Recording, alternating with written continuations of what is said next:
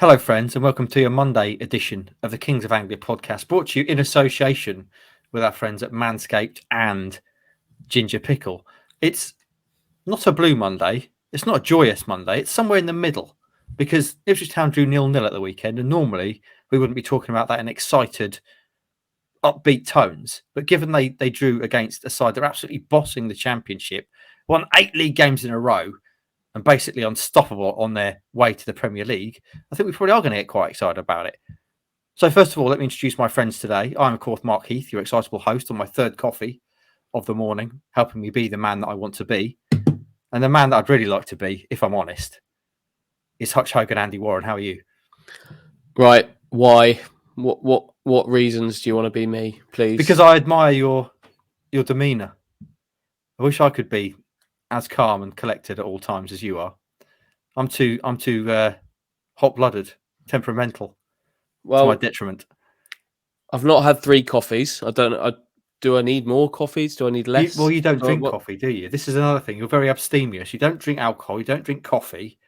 I don't really know what your flaws are as a human being, what your weaknesses are. Pastry. Hey! To be fair, I do drink coffee. I do drink alcohol. And I also eat too much pastry. So you're ahead of me there as well. There are some flaws. We don't need to necessarily go into them now. Let's not analyse you right now. But how are you doing? I'm all right, thanks. Excellent. Solid. And a man with probably more flaws than most, but also a lot more appeal than most, and a lot more facial hair than most. Roscoe, the prospect, the beard. How are you, my friend? I'm very well. I don't drink coffee either. Bit of alcohol, bit of pastry, bit of steroids, you know. No. You're on the gear. Rossi's on the gear. He's just told us all. Yeah, he's going to get massive like Watson.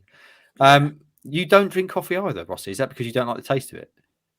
Pretty much. Like, if I have to, I will. If it's like, I don't know, if I just fancy a hot drink and you could only have coffee, then I will. Like, every sip, I'm like, yeah, this is all right. But it's not really, the taste of it, not for me. I'm a good cup. I love a cup of tea. Gotta love a cup of tea or hot chocolate. Happy days. Good honest cup of tea. Friends, I am coming to the end of dry January. A drink has not passed my lips in this calendar year. And I'm not one of these people who thinks it's big and clever and brilliant to give up booze, because I bloody love drink. And I can't wait until Wednesday when I can actually have a little sip of some of the stuff that I got for Christmas. But of course, that doesn't bother you, Hutchie, because you're teetotal the whole time. Yeah, I am. I don't really know why, but I am. Serious issue with drink, I thought. Again, we don't need to go into that. But yeah, no, I don't know why, but I am. That's me, I'm afraid. Bland. I like it. I want to be you. I don't know what to say because I don't make that as uncomfortable as possible. Yeah, you succeeded. I don't think you do want to be me. Okay, all right, fair enough. I'll tell you who I do want to be. Ipswich bloody Town after the weekend. Oof, things are looking up, boy. Hutchie, they drew 0-0 at the weekend, which on the face of it is a really dull and underwhelming result. But when you factor in who they were playing, the mighty Burnley of the Championship table toppers, 8 league games in a row, top scorers in the Championship. Only 2 sides before this game had managed to keep them to a clean sheet. And now Ipswich Town are in that pantheon of clean sheet keepers because they bloody impressed, didn't they, Hutchie? Should we talk about it now in excited tones? Yeah, as fun a 0-0 as you can get, really. I guess people would look in at it from the outside and think, oh, come on, okay. FA Cup game where everyone made changes and it ended 0-0. That's a snooze fest. But far from it. Anyone that was there would have thoroughly enjoyed it and would have thoroughly enjoyed what Ipswich were able to give, because in different ways, we talked about Town hoping to go toe-to-toe with Burnley going into the game, and in various different ways they did, and it was a proper game, which you could argue Town just shaded. Can we talk first of all about the team? Because I want to give myself a little pat on the back here. A peek behind the curtain, friends. Every week, as part of the build-up stuff that we do in print, I have to try and predict the Town team. Now, Stu and Andy, I think, not bothered at all when I send you my predicted team. You kind of humour me and go, yeah, whatever. I take it incredibly seriously. So this week, given it was an FA Cup game, it was a really hard task. I messaged Stu my team. He said, that's as good a bet as any. Didn't put in, you cretin, stop bothering me. But then I get very excited when 2 o'clock comes around. I check the team and I'd absolutely nailed it, Hutchie. I got every single player right, which I was particularly impressed with, given that it involved Wolfenden and Edmondson playing together for the first time, really. Jackson coming in on the right, and Lee coming in on the left. So I was very pleased with myself. Do you think I should be? I think you definitely you kept Morsey and Evans as the starting midfield. I thought he would. Why? Well, Morsey because he wants to play every game, and I think Evans. If you're going to play Morsey, you might as well play Evans. That was my thinking. I'd love if that was the thinking in Kieran McKenna's office. Sam wants to play every game, lads. He said to me, "I want to play every game." Then Martin Pert pops up. You might as well play Lee Evans, boss. Okay, job done. Oh, well done, Mark. Well done. I was probably pleased with myself. I mean, genuinely, I'm not a man who game. That's very impressive. Yeah. I'm not a man who has much to celebrate, but I did celebrate that. What did you make of the side, Rossi, when you saw it? I know you did a little bit with our friend Bono. I saw quite a bit of noise on social media, which I guess you always get around team selection. People saying, "Oh, a bit disappointed with that side. We could have gone stronger." That kind of thing. What did you make of it? I wouldn't say I was underwhelmed, but I was. But you were underwhelmed. You know me with team news. I'm like, yeah, whatever. Yeah. You know, 11 players on the pitch for us, 11 players for them. But I would have liked to see Broadhead from the start. He didn't start, did he? Harnessed it. Okay, good. He did that's good. Okay, that's good. That's good. I was there. I did know the team. But yeah, I would like to see him start. And of course, it's great to see her start from the start. Because he's still, getting up fully up to speed. But I would like to see Ladapo start because of his, 2 goals against Morecambe. But the rest of the team I was pretty happy with, really. Alaki was always going to go in goal. I think that's how you say it. Probably not. Greg Lee, I thought he had a really good game. We'll get into the players in a minute, but I think he needs a few minutes. And everyone else I was pretty happy with. And yeah, Lee Evans, Sam Morsey, I wasn't expecting that, actually. I thought, one of them, maybe Humphreys come in. But overall, yeah, I don't get too high. I don't get too low about team news. I just go, okay, he's starting. Okay, fine, move on. I love that you make it so simple, Rossi. They've got 11 players. We've got 11 players. Doesn't really matter who they are. Just play 11 players. Again, that's another chat going on in McKenna's office. Right. We've got name 11 players. Yeah. They'll have 11 as well. So don't. I got a Luco as well, actually, coming out of the press gantry to start in that number 10 spot. Again, very pleased with myself. Actually, what did you make of the players who did play? Because by all accounts, every single one of them gave a seriously good account of themselves. The couple, at least as far as your ratings go, really standing out. Hladky in goal, who I believe you said played his best game in a Town shirt, and from the highlights I've seen, certainly made a couple of really nice saves. And our old friend Caden Jackson, the man who divides fans, did really well in that kind of wide spot on the right. Yeah, Hladky, the saves were good, but his game was about more than that. He saw a lot of the ball at his feet and moved it quickly and moved Town around. McKenna spoke about how good he was with his feet going into the game and puts a little bit of pressure on Hladky there. If there's suddenly some kind of mix up with ball at feet and you've just said there's not many better around than him, then that's not great. But there wasn't. He was really solid with his feet and played some nice balls out from the back. A couple of decent saves in there. Nothing outrageous because Burnley didn't have too many chances. But the thing that impressed me the most was the command of the area that he had. Because if you're rewinding back to sort of the start of his Town career under Paul Cook, the big issue then is that we felt that he maybe looked a little bit overawed and his command of the box wasn't great.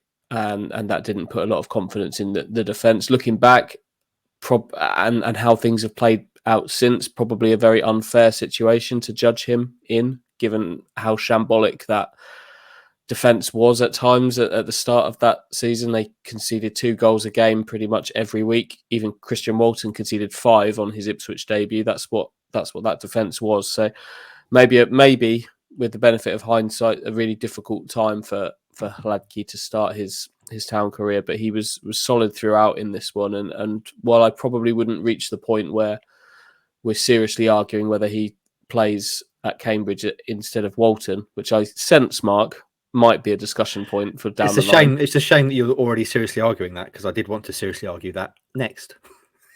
Well, okay. Let's reset. I'll seriously argue that we're not quite there yet. Would be my point. But what it has proven to me, and I'm sure to others as well, is that there's a real viable alternative there. And for me, dropping Walton wasn't a viable thing, because I didn't necessarily feel like there was a real sort of viable alternative to come in. But I think the last few games he's played in the Cup, he's shown that there is. I just think that changing a goalkeeper is something we've seen Ipswich Town do before. If you're flashing back to Holy and Cornell and Norris, and more harm than good, I think, can come with changing a goalkeeper unless you really, really have to. And I don't think Walton's been anywhere near the level where you really, really have to take him out of the team at all. So wouldn't be something I do. Sorry, Mark. That's okay. That's okay. I've fine, jumped. Mate. I've ruined the way, it, haven't the I? way I was gonna segue into that, Rossi. I'll come to you on this. Is obviously you can't. The idea of dropping Walton would be madness before this game, for any reason, and it's hard to argue after just one game that's a justifiable conversation, as such as said. But do you think, can you foresee any kind of way going forward? Because Walton's not been at peak Christian Walton form, has he, recently? Can you foresee any sort of way going forward in which there's genuinely a proper discussion to be had around Hladky potentially getting his chance in goal, other than obviously an injury or something like that? Walton getting sent off. I think if he has multiple mistakes, he's had a few little moments this season, but nothing like where I've gone, oh, okay, that's not great. For me, I haven't really seen much of Hladky, really. I think he's had a few moments, I think, where Town fans go, oh, he's not very great, but he is a good goalkeeper. He has proven that in League Two with Salford, won the Golden Glove. And this, second choice goalkeeper is very important these days, very important. And he sounds like a very good character around the squad, because, for him to be patient, he knows he's got a very good goalkeeper in Walton. We've spent a bit of money on him. We've got, him on a long-term contract.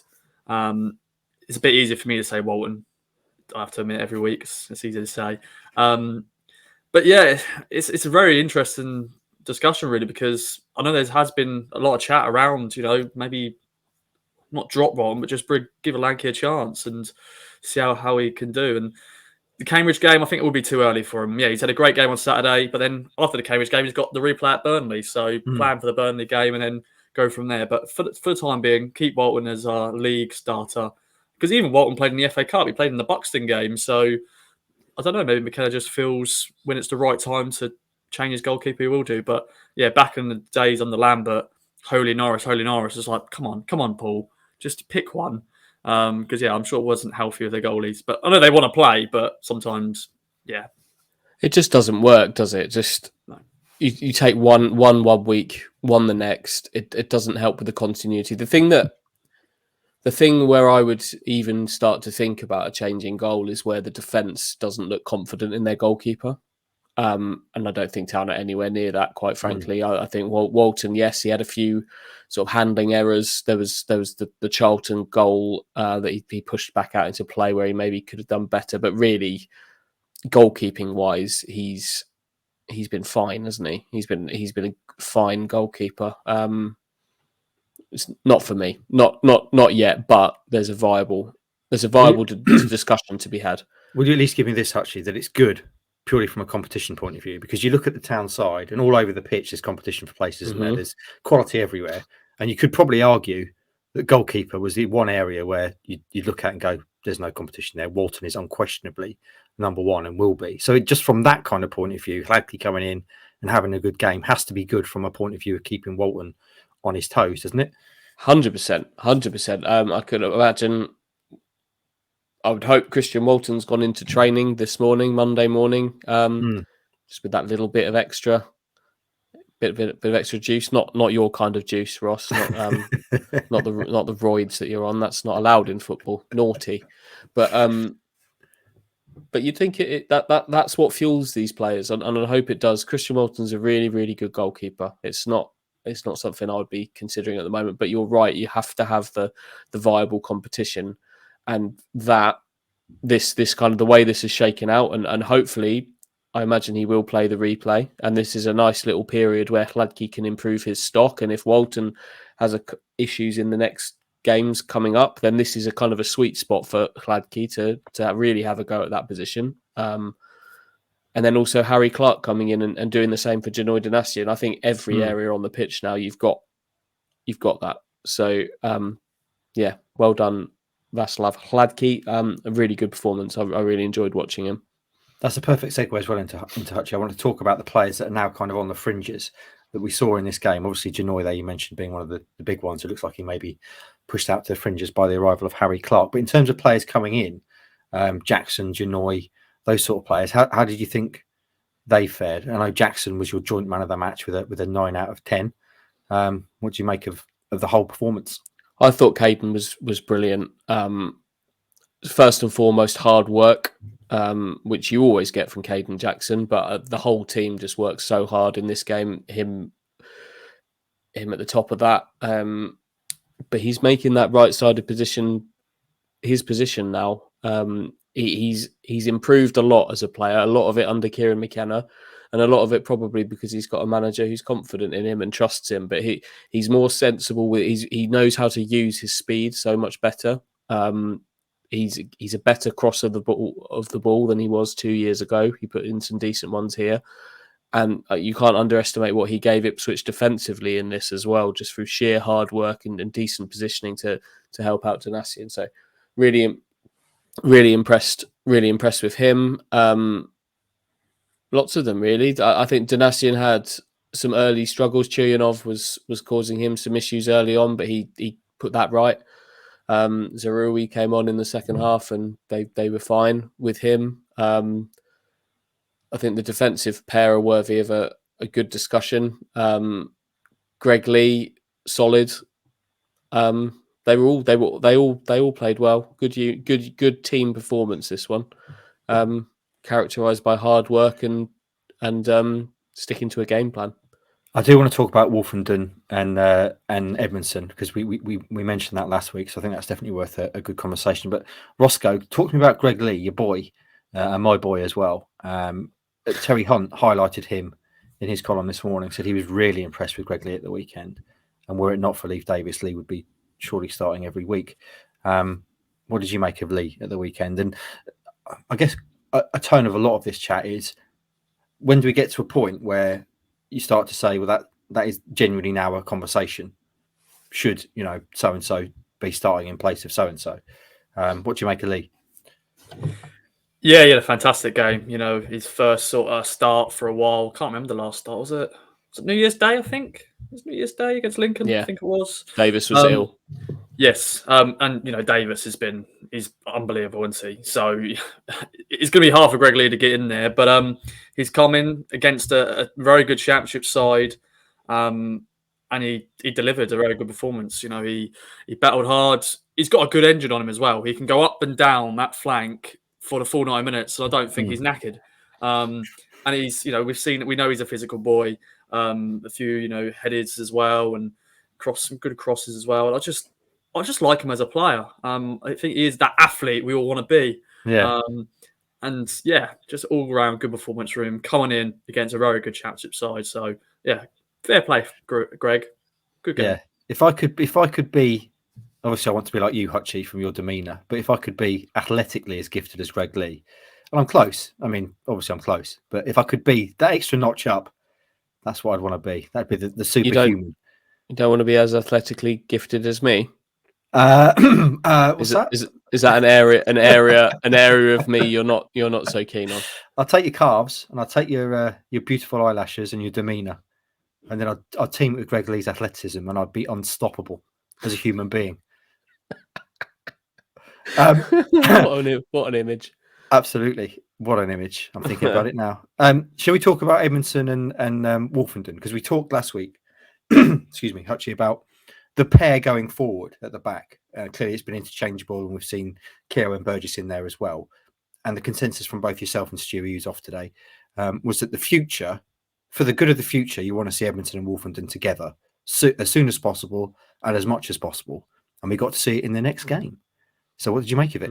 That for all the good things that the other central defenders have done, and you can't argue that Cameron Burgess has made great strides in his game and has played very, very well for Town at times this year, and you can't argue Richard Keogh hasn't sort of brought that air of experience and calm to the team. But for all of that, Wolfenden and Edmondson has got the biggest upside for Ipswich. What it hasn't got is a left foot.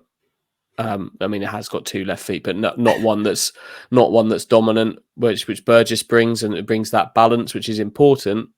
But Wolfenden and Edmondson bring that highest upside. Edmondson is physical. He's not as dominant aerially as Burgess, but he moves around a bit better. They cover each other well, and they did really well in this game. Jay Rodriguez seems like he's been around forever. Playing up top for Burnley, and they looked after him really well, and some others as well. The new striker they've got, Foster, when he came on, lots of runners from midfield, Twine drifting in and out of the middle of the pitch, same with Teller. They tracked that really well as a pair, and they looked like a pair in this game. So that's 2 games in a week for George Edmondson, a long time since he's done that for league games, 2 clean sheets. And I would guess that we're going to see them at Cambridge. That would be my guess. And for me, that's got the highest upside. With Greg Lee, this doesn't necessarily chime with what McKenna wants to do with his bench, but I'd like to see Town get back to where they were with Greg Lee and Leif Davis, potentially using both of them in a game and maximising both of them that way. I think that's what they can do with Lee to maximise him a little bit more, is maybe use him in that role a bit, but difficult to do with a bench that you're already declaring is going to have 5 attackers on it. Roscoe, the reason that I put Edmondson and Wolfenden in my side at the weekend is because you're going against a championship side who play sexy, free-flowing football, and going forward, if Town are going to get promoted this season, that's got to be the pairing, hasn't it? They are the athletes that you want at that kind of level. All due respect to Burgess, we know he's bit vulnerable to pace, and Keogh, as much experience as he got, and valuable leadership, you can't see him being an every game starter in the championship for Ipswich Town. So Wolfenden and Edmonton have got to be the pair, haven't they, that you push going forward? Yeah, they're our best 2 centre halves, and yeah, they stopped Jay Rodriguez. Jay Rodriguez has played a lot of Premier League football, and he's a very good footballer. So they were able to stop him and stop a lot of Burnley's quality players. And yeah, I think they both had moments this season. Luke Wolfenden, Edmondson. Edmondson had a few little bad patches, but they're 2 very good defenders for this level, and they are championship level, I think, as well. So going forward, I would go with them. You got to give praise to Cameron Burgess. He has done well, definitely after his injury to his face as well, for him to come back and bounce back and put in some good displays. But going forward, I think it is going to be Emerson and Wolfie. But it's always good to have an option there with Burgess. Yeah, Richard Keogh, he's 37 or whatever he is. So yeah, he's not going to start every week. But certain games, once again, it depends who we're playing. When we play the likes of Morecambe and teams who have, who lump upfield, sometimes you do need maybe Burgess or Keogh to come in. But Wolford and Emerson for me going forward. You spoke to George after the game, Hutchie. At least I think it was you. And some nice quotes about him facing in a kind of way on the sideline his boyhood hero in Vincent Kompany. Yeah, he's a Man City fan, George. So that was his childhood. Kompany was there from sort of 2008, 2009 kind of time, I think, which would make George like 12 or 13 when he was getting going. So yeah, proper childhood hero territory. Although interestingly, when asked what his actual favourite Man City player from that time was, he picked Alano, which I wasn't expecting. George said he was more of an attacker at that point, so liked the attacking players. But yeah, he. I think a lot of them would have got a kick about facing Vincent Kompany at the weekend. It was I quite enjoyed seeing him and asking him a few questions in the media room afterwards. He said some nice things, didn't he, about Town? He certainly did. He gave a really good post-match interview. He's a proper kind of Premier League legend kind of territory, isn't he? A captain of a sort of dynasty of Man City teams. So said some very nice things about Ipswich, about how impressed he was with how they played, but particularly I asked him about what his first thoughts of Portman Road were, and first thing he said was that the camera angles don't do it justice. It's bigger and better than it looks on the camera, which is probably fair because the camera is pointing at the Cobbold stand, which is kind of pretty standard football stand. Got some nice writing on the front, but pretty kind of standard football stand fare, isn't it? So I'm glad he liked it. That's 25,000 as well for a cup game like that. Fantastic. You wouldn't see that in any other European country, would you? Before we move on, I want to finish by having a chat about Cambridge and the way forward, and potentially whether anyone's done enough to put their hand up for that game that maybe wouldn't normally be in the conversation. But what did you? We bigged up Burnley, Hutchie, before this game, and they deserved it because they're very, very, very good. What did you make of them in this game, though? Because they still had some real quality on that pitch. Yeah, they made changes, but there a lot of their kind of frontline players did get on the pitch eventually, particularly from the bench. I don't think they liked Ipswich going at them from the start. I think that was great from Town. I really enjoyed how quickly Town came out the blocks and set a bit of a tone for this, put a marker on Burnley early and say, just let them know you're not having this game your own way. I think from what I've seen of Burnley in kind of other games, they weren't at their best. They weren't as kind of fluid as they have been, but they've got some really, really good players, and you could tell that as well. I do like Nathan Teller, the attacker. He can play on either side of the attack, but he's a good player on loan from Southampton. Cherlanov, I quite like the look of as well. Same with Bastian.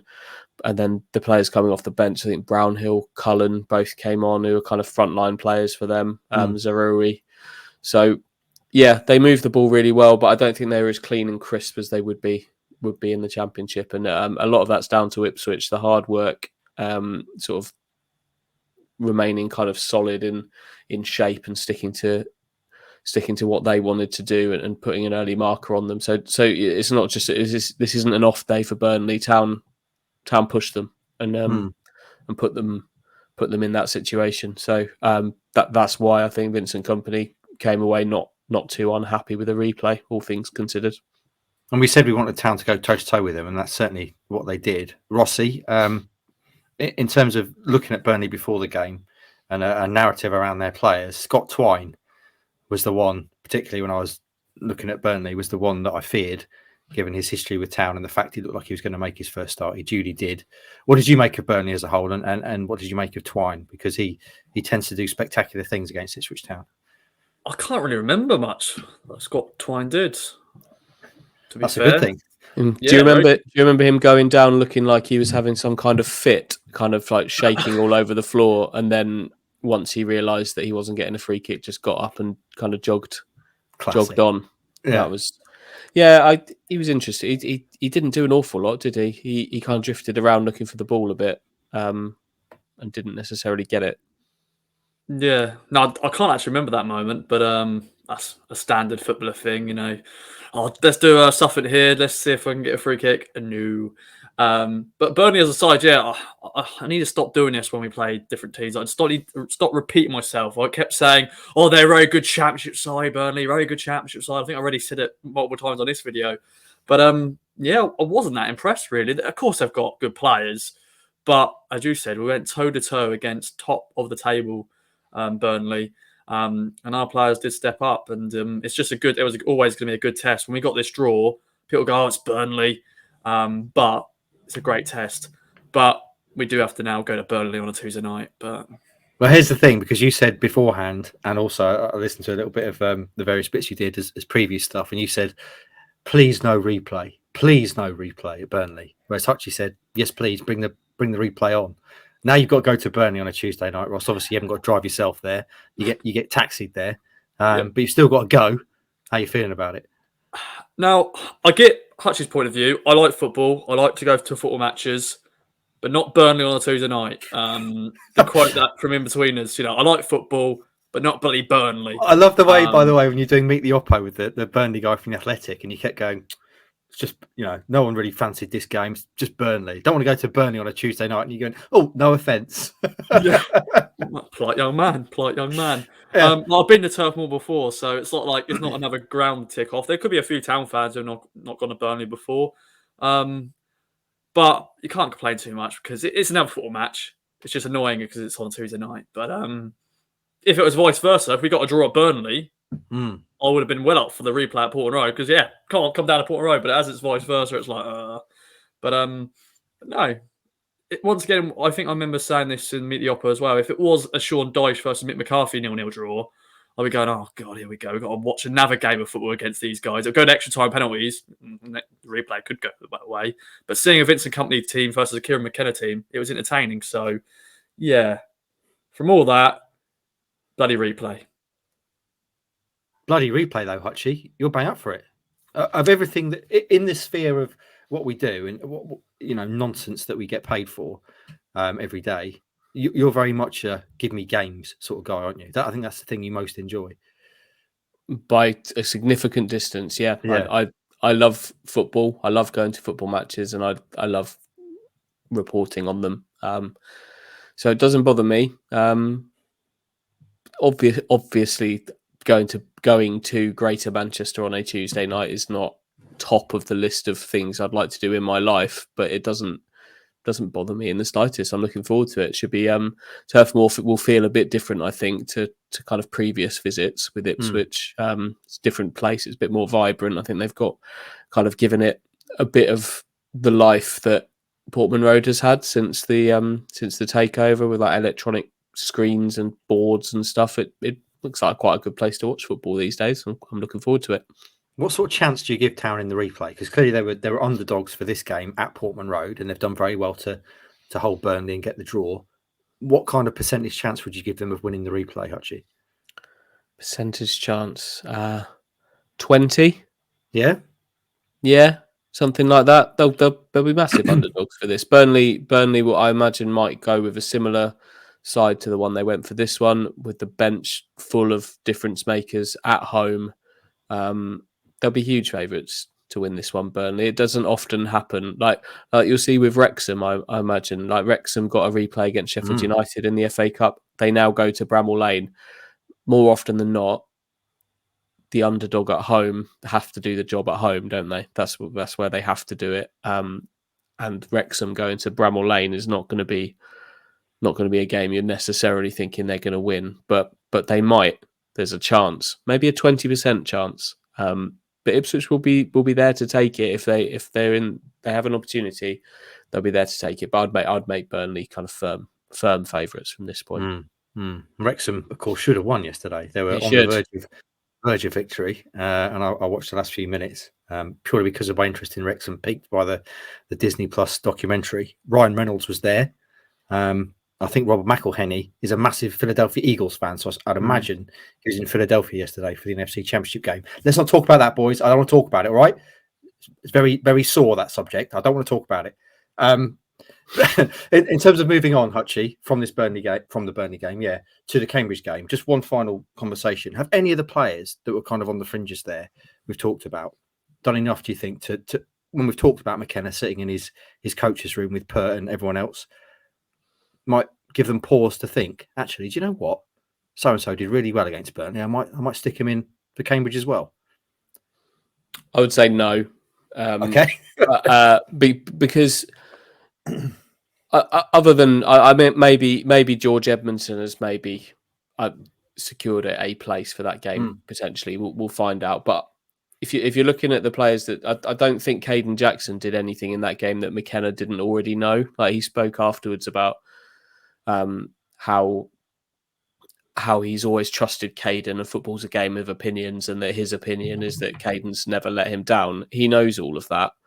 But then you also have to remember that actually a few days prior, Wes Burns put in a really, really good performance against Morecambe in the league. So if you're talking like for like, I'd say probably not. I don't really know what he favours in terms of Hurst or Ladapo, but Hurst played well. but I don't think that'll fuel his decision. So I don't think there's anybody that's going to have forced their way in from the outside. But maybe he'll just be going into work today with that bit more confidence in his squad as a whole of just how strong a squad he's got, because it is very, very strong, that squad right now. But yeah, I think the league team will look quite similar to what we might have expected heading into the weekend.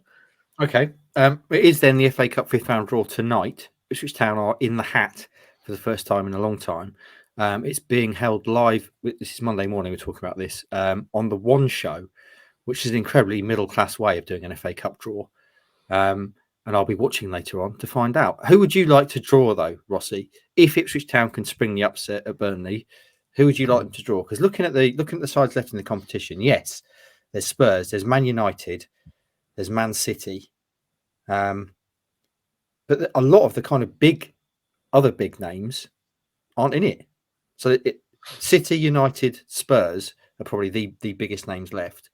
Would you fancy one of those, or would you like a little Hollywood tie against Wrexham? What would pique your interest? Stoke City, obviously. Away. Yeah, away. Because it's midweek now, isn't it? I think the next round is midweek. So that'll be a Wednesday night. Midweek, is it? Yeah, I think so. What? Yeah.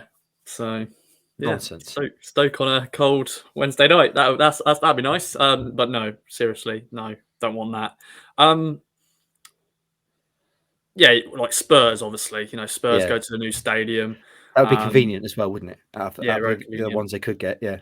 Yeah, and of course, Kieran McKenna going back to Man United, or Man United coming here.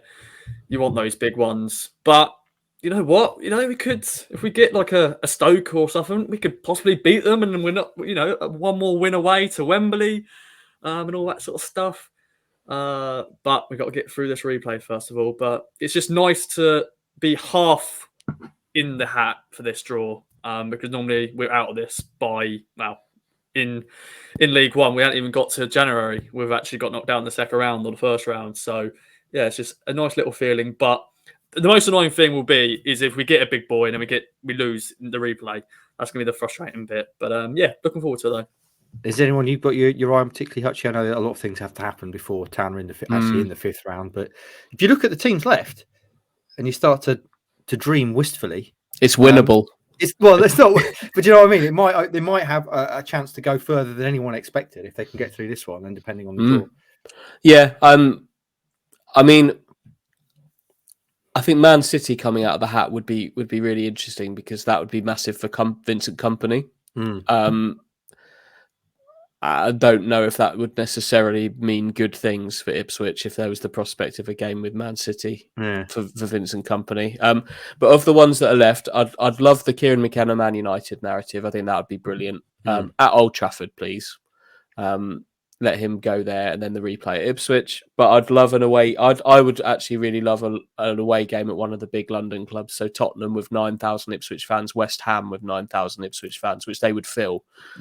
They'd take the full. It's 15%, I think, for FA Cup games. You have to give to away fans. Both of them 60,000 stadiums. So 9,000. I think Ipswich would take the full lot, midweek or not, to one of those. So one of those, please. You'd be torn though, wouldn't you, with your beloved Hammers? No. If it did indeed turn that, you'd have to rock up with the firm, wouldn't you, and shirtless to the game, and then go and do reporting, and then go back in the pub. Yeah, it'd be fine. No tears there for me, but I would really enjoy that. That would be fun. Okay, well, we will see what happens. That is tonight on the One Show from 7 p.m. if you're listening on Monday, which most of you do. Friends, anything else to mention from this before we move on to talk about something that's happening tomorrow, which is, of course, deadline day? Any other notes from this weekend scenario? Who presents the One Show these days? I don't watch it. Was it Ronan Keating? Is he doing it? Ronan Keating, Geraint Jones. It's just sort of people that... They're not doing the draw, are they? Like, they are kind of passing it over to... I've no idea. I honestly don't know. Doesn't Jermaine Samantha Genius Queck? do What? something? Yeah, Genus is on it. Yeah, Jermaine Genus, Sam Queck. He's got a fantastic agent, Jermaine Genus. Yeah, whoever that is doing a fantastic job. Yeah. Anything else to mention? I sense not. Should we move on to deadline day, Hutchie? by way of an intro, it's deadline day tomorrow, Tuesday, the 31st of January. Ipswich Town, in terms of ins and outs so far, I'll just remind you, friends, before we get into what might happen tomorrow. Ins, 4. Massimo Luongo, George Hurst, Nathan Broadhead, Harry Clark. Harry Clark's brother, by the way, scored at the weekend for Felixstowe, just as an aside. Outs, Matt Penny, out on loan to another side, Charlton. Elkan Baggett, out on loan to a League One side at Cheltenham. And Edwin Agbarge, who's gone to Yeovil in non-league, battling against relegation. So those are the ins and outs so far, Hutchie. McKenna's kind of gone back and forth between saying we've done all our business and, well, we're still active, quotes-wise, when we've asked him about it. This is not going to be the kind of deadline days we've kind of got used to in recent times, so is it? It's probably going to be more on the Q side. Never say the Q word as a journalist, but it's going to be more on the Q side, yes? Is that quiet? Don't say it. Don't say it. No? It's like saying Macbeth if you're an actor. Just nod if that's what you meant. Okay. Yeah, I think so. I think when they say they're still active, it means they've not closed their laptop. They're I think Ipswich Town will always be active because they can be. They're in a position where if something comes up that they think, let's do this, let's get this done, they can. But if you look at that squad, going into the summer window deadline day, there were needs. We felt like they needed a striker, and they signed Ghassan Hadme. There are no needs in this squad, so there's nothing that has to be done. They're not chasing anybody, so anything that does happen is going to be something significant, either for now or for the future, that they feel like they just had to do because it was now or never to do it, and they've got the means to do it. And I'm not in any way suggesting that this is going to happen, but if, I don't know, somebody like, we have this long running thing with Morgan Whittaker over the window, if he suddenly became crazy available, that's not even a correct expression, crazy available at the right time, then they can do it. I don't think they will, but they can. So I think it'll be something like that. It's more likely to be out, so yeah, in terms of if anything does happen. I don't even know if it will be that. Like, I don't think there's not an overwhelming desire to move anybody on. I think there are players you could look at that, and that is excluding Ghassan Hadme, who I would really hope they're able to sort him out going back to Burton, because he's going to struggle for game time. But I don't think there's an overwhelming desire to move anybody because Ipswich's big strength is their strength, and they don't have to dilute that now. In the summer, yeah, they'll have to move some players on. We'll have to move on, but right now they don't have to. So, famous last words, which you probably don't want me to say, but I don't think there'll be anything hugely significant. But this is 11:30 on the Monday. We've got till we've got another 36 hours to go from this point. So yeah, a lot can change, but we'll see. Follow it all with us, friends. Could still be fun. Yeah, it'll always be fun. Rossi, is there anything you'd like to see happen? Do you think it would be foolhardy to sign any more players to this already incredibly strong and perhaps a little bit bloated squad? Would you like, obviously, apart from Hadme going out, would you like to see anyone else go out and get some game time? Someone like Carl Edwards, for example, thrown out there? Yeah, Carl Edwards came off the bench, of course, for Burnley. I saw his 50th Town appearance. Yeah, it's a tricky one, really, because we can, make 5 subs, so we can, most likely we'll use those every game. And it's always good to have options because, I don't want to say it, but touch woods, there could be injuries, suspensions or whatever, illnesses come about. But maybe Edwards would be the one, possibly. But where would he go? That is the question. You have to be the right club. I can't just loan him out and then he doesn't play. I saw Raheem Harper play first game for Exeter for the first time in ages on the weekend, and I think lost it. I assume. Oh no, they lost. Yeah, but I think he did it all right. But yeah, there's not really. Yeah, Hadme is the one that needs to get sorted because he's not going to play, is he? He's not going to play. You already signed Hurst on loan. If he plays, it's because someone's like broke their leg. Sorry, I've just jinxed it. Sorry, everybody. But stand by. You never know. Out of nowhere, if a player comes available, as Andy said, Widget Car or someone out of the blue, you just never know. Deadline day, anything can happen. But just don't panic buy anybody, please. Just don't do that, because that's what happened last. I'd keep Edwards. I wouldn't be loaning him out. I'd be keeping him around. I think he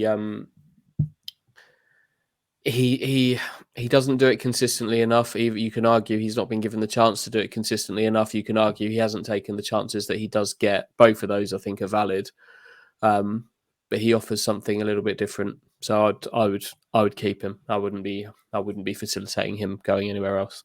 Follow it all with us tomorrow, as much as you can, friends. Keep refreshing. The boys will be there. Even if nothing happens at Town, it's always worth keeping an eye on what goes on in League One, doesn't it? And who signs elsewhere. Just by way of looking at that, actually, League One. Did you see what Morecambe did off the back of being tonked 4-0? Yep. They beat Bristol Rovers 5-1 on Saturday. Bad. Yeah, wasn't expecting that at all. Exeter won, by the way. Sorry. I don't know how big a role. I'm sure he played a massive role. Played in that, but they won at MK Dons. So there we go. Rossi, we've been talking about the FA Cup. It would be remiss of us not to mention the ladies in the FA Cup yesterday. They were also up against higher level opposition, championship opposition, and they gave a good account of themselves, just like the men did. Yeah, indeed. Yeah, it was pretty much the similar sort of game, really, going toe to toe against a championship side. Lewis are very different to Burnley, of course, because Burnley are top of the championship, while Lewis are mid-table but solid team. But good crowds and just a good game of football, for both sides. And Town, they had their chances in the first half, could have gone 1-0 up, but didn't. But overall, I think they'll come out of that and go, and you know what, we could go toe-to-toe against any championship side if they got the chance. The goal is promotion. If it happens this season, great. If it doesn't, not great. But overall, I think they'll be proud of that performance. And I think, Town fans in attendance probably got their fair share of a good game against two very good sides. So, I think the team will be proud of that performance. And one of the guys who was in attendance amongst that crowd was Wesley James Burns. I saw, because you got a picture of him standing with Blue and the YouTube guy Lasty. Has Wes rock up often to ladies' games? Has he got? I don't think so. I think once again, he's done it off his own back as well. He hasn't been told you have to go. I think he just went. So it was great to see, and I'm sure Town fans in attendance went over and probably got selfies with him and saw just had to say hello. It was nice that he could sort of stand with Blue Wilson, my co-host and Town Woman skipper, and it was good to see. Lasty, who's a big YouTuber / a big Town fan, at the game as well. But 452, I think, were in attendance. A decent crowd. And just a good game. And I went to the sweet shop as always. And there will be a Track the Girls talk later in the week, so we'll talk more in depth about the game, and we'll have a special guest on as well. Excellent. Look out for that. And also, Rossi, are we able now to tease your next in pictures? Because you went and did it. You put some pictures out of you with a definite Ipswich Town legend, right at the top of Ipswich Town legends. This guy, as a player and a manager, Mr. Burley.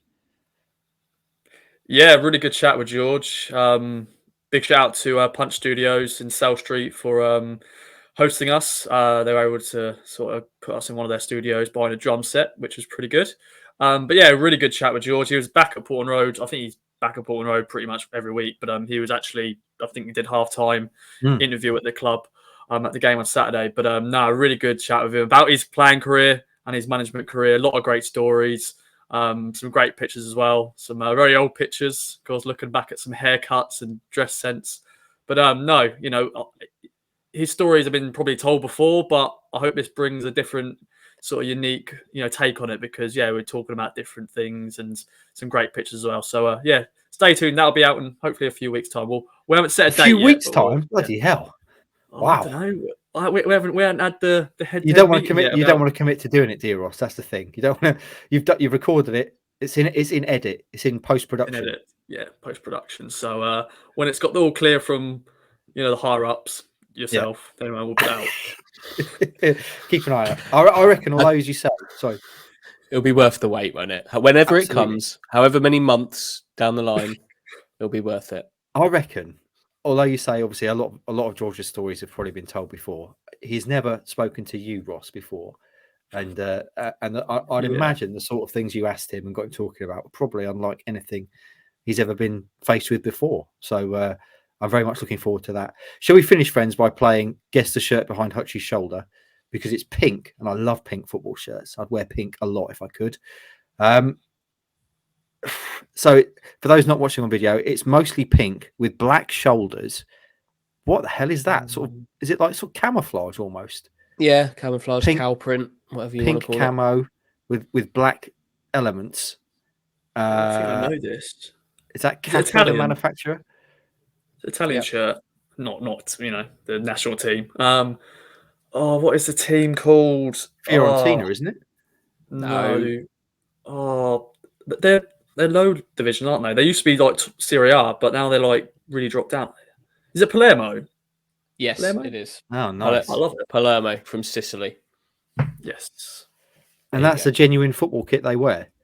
Yep. It was I'm not last season's, convinced. wasn't it? I think. Last Yeah, a season's? couple of years. Yeah, last season or the year before. I love a Yeah. pink kit, but not with camouflage cow print on it. Just go electric pink for me. That's what They've go got with. that as well. I think that's their Have they? third kit. Yeah, they've got that. They've got that as well. That's At first, I thought it was the Guinness logo when I saw the badge. It looked like the Guinness. They got no. Yeah, Mm. I do. Yeah. Yeah. You like that, Hutchie? Is that another new one? Is it just one you've No, it's rotated? just because I thought you might try and guess it. So I put one that might test you. Well, Rossi got it, and you've been nailing them recently. I love pink football kits, though, don't you? I've got quite a lot of pink ones. I wish Town would bring out a pink away kit. I'd love that. It'd be fantastic. Anyway, I'm digressing. Friends, anything else to mention before we take our leave? Rossi, we've not had an update from you on your driving travails for a bit. What's the latest on that? Hopefully, February is the month it get confirmed. What? What do you mean? Give me some month for what? That is the passed theory vaguest test? update.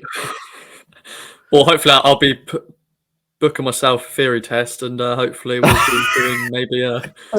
February's the thing. month I book myself a theory test for the 15th Yes. time. Okay. Yes. Well, So we'll be fingers keeping our crossed. fingers crossed for you. You're now taking the approach. You're not going to tell us about it, aren't you?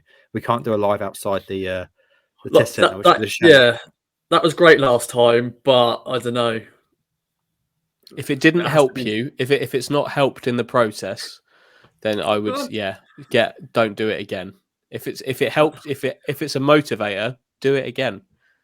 If it's like a Content, innit? lad key keeping Walton on his toes scenario, let's do it. Yeah, But if yeah. But then it depends on because I can't just book it around the podcast. It has to be like we have What? to then. Yeah, if you know what I mean. Like we normally do this in the morning. Like they may not have a slot. Well, I think the last time we actually recorded the pod late just so we could go live to you, didn't we? Because it was about 2 o'clock. Do that And again. it's worth it. It was podcast gold. It was one of the best moments of the year. And just imagine if we had that moment live, Ross, when you reveal you've passed your theory test. What Come a on, moment let's that do would it be. then. Send that off to the award. I'm sure we could. It's up to you, Ross. I think you need to make the call here. If you want to do it, like if you think that will push you to pass it, then that has to be done. If you don't, then don't. But if you do, I'm sure we can facilitate some kind of record outside of podcasting hours. Yes. Just Content. find the fuel that you need, Ross. Come on. February is the month, and that's what we're leaving it at. We're not actually saying what is the month for. At the moment, it's just that Ross books a theory test. Hopefully, it's the month that he passes the theory test. Hutchie, what's going on in your world? Your complicated, mixed up life that you lead. Nothing. Okay. Well, nothing, mate. I had an MRI on last week, boys. How did that Thursday, go? for my Is that on knee? how'd it go? On my knee. I hated it. Absolutely hated it. I don't know if you've ever had one, but if you got claustrophobia, I wouldn't recommend it. I didn't think I had claustrophobia until they jammed me into a tube for 20 minutes while they scanned loudly my knee. I absolutely hated it. So yeah, hopefully it'll be worth it and I'll get some test results back which show me that I either need an operation or I don't. Now, these are the kind of MRIs that footballers get within like 6 hours of doing an injury, right? Yeah, they just go to the Bupa clinic, don't they, and whack them in there. I've been waiting, since May when I did my knee. And now if I do need an op, I'd imagine I might get it by 2040 if I'm lucky, by which time I'll probably be dead. Let's be honest. You probably just need to go straight to the knee replacement, don't you? Just like, let's just cut the nonsense. Just stick a new leg on. Yeah. Just get it done. Yes, I'm in my early 40s. Yeah. Let's skip. Generous. Let's skip to. I'm in my 60s. Let's just get the replacement. Give me a whole lower body replacement, please. Friends, that brings us to the end of today's show. I hope you enjoyed it. We've looked back at Burnley. We've looked at the FA Cup draw, and we've talked about deadline day tomorrow. Please do follow that all with us, because whatever happens, if anything does happen, it will be interesting, won't it? And it will also be interesting keeping an eye on what goes on around League One. Is there any other business, chaps? No other business. Hutchie, who's going to win the Super Bowl? Don't know who's in it yet, so don't tell me. Okay. All right, then I won't. Well, apart from I know that the Philadelphia Eagles are in it. So hopefully the Eagles won't win, because I'm bitter about that. Friends, all that then leaves me to say is the usual stuff. Please support our sponsors. Use the code KOA at manscaped.com for 20% off and free delivery of all the excellent clobber they've got there. They've just launched various new lines there, so go and have a look at that. Rossi, every time you've mentioned Ginger Pickle, we've scored a hit for Tony Southgate in terms of a lead for his business. So you do it again. Ginger Pickle. Why should people get involved in Ginger Pickle? You want to improve your website? Google Ads. Use Ginger Pickle. The GOATs on marketing. Check them out. Outstanding, Rossi. We should get Tony on here. We should, shouldn't we? Talk about it. Yeah, because I think we don't know what he does. It's all wizardry. Maybe he could tell it. Maybe he could come on and tell us. Who knows? Maybe we should. We should also mention, by the way, friends, which we've not mentioned since it's happened. You'll have seen that the Grand Porker, the big pork himself, the porcine grand, Mike Bacon, has departed. He's left. He's decided to walk away and pursue other business opportunities, I believe is the phrase. And we should probably reflect on that, Hutchie. We are hoping, by the way, friends, to get him back for at least one more podcast, so he can say a proper goodbye to everyone. But Hutchie, having the porker on this show was always good fun. He was a great raconteur and a great colleague, and he'll be sadly missed. Yeah, he definitely will. He's for all the absolute garbage that came out of his mouth on this podcast half the time. He's a really top bloke.